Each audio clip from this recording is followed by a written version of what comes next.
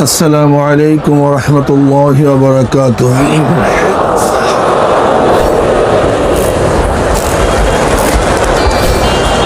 نحمده ونصلي على رسوله الكريم أما بعد فأعوذ بالله من الشيطان الرجيم بسم الله الرحمن الرحيم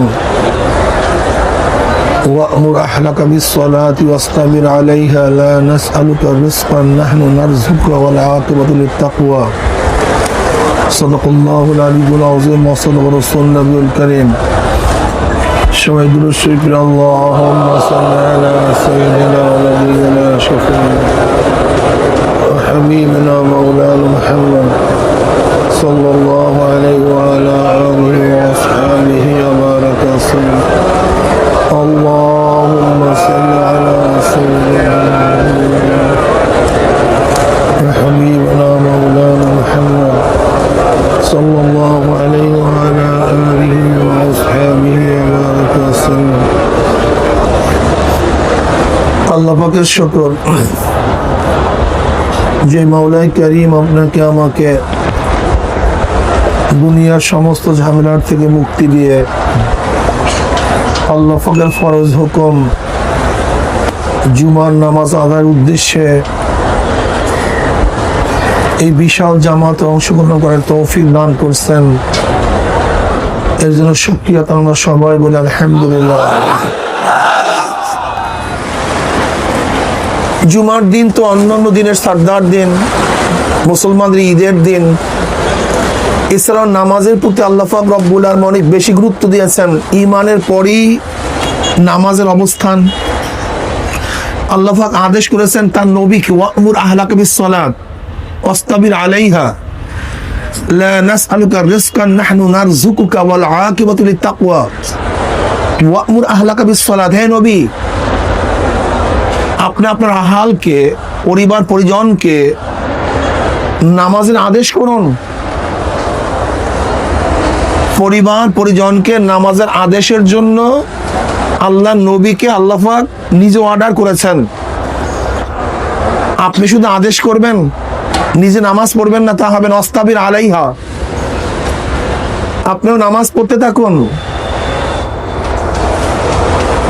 এই কোরআনের আয়াত থেকে আমাদেরকে প্রথম বুঝতে হবে আমার দাওয়াত প্রথম চলবে আহালদের কাছে, আমার পরিবার পরিজনের কাছে দাওয়াত চলবে।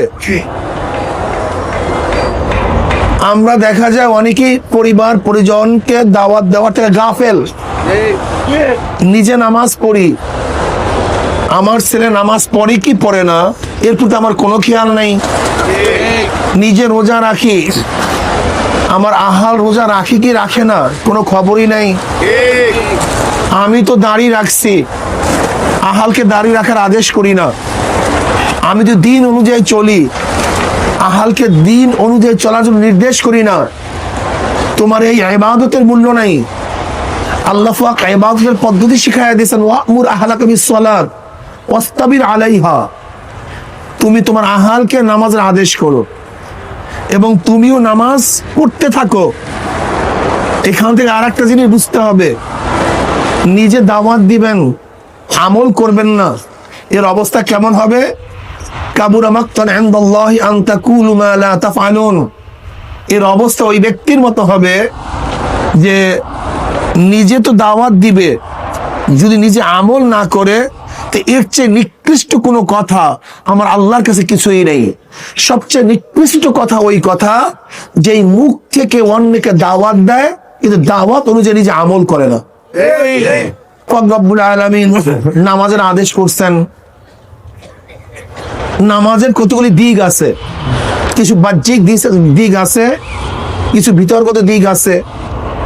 যেমন আমি মানুষ, আমার বাহ্যিক কিছু দিক আছে, আমার ভিতরে কিছু দিক আছে। হাত পাও চক্ষু এগুলি দেখা যায়, কিন্তু আমার রূহ এটা দেখা যায় না। আমার বাহ্যিক অঙ্গের মধ্যে কিছু ফরজ আছে, কিছু ওয়াজিব আছে, কিছু সুন্নাত আছে, কিছু মুস্তাহাব আছে। যেমন আমি বাঁচার জন্য আমার মাথা ফরজ, যদি আমার মাথা না থাকে আমি মারা যাব। কিছু আছে ওয়াজিব, আমি মারা যাব না, লেকিন আমি কোনো কাজেও লাগবো না। যেমন আমার মাথা আছে, হার্ট আছে, লাংস আছে, কিন্তু চক্ষু নাই। কি নাই? চক্ষু নাই। তা আমি বাঁচবো তো ঠিকই, লেকিন কাজে লাগবো না। আমার দুইটা হাত নাই, বাঁচবো তো ঠিকই, আমি কি কাজে লাগবো? আমার দুইটা পাও নাই। তা এটা ওয়াজিব।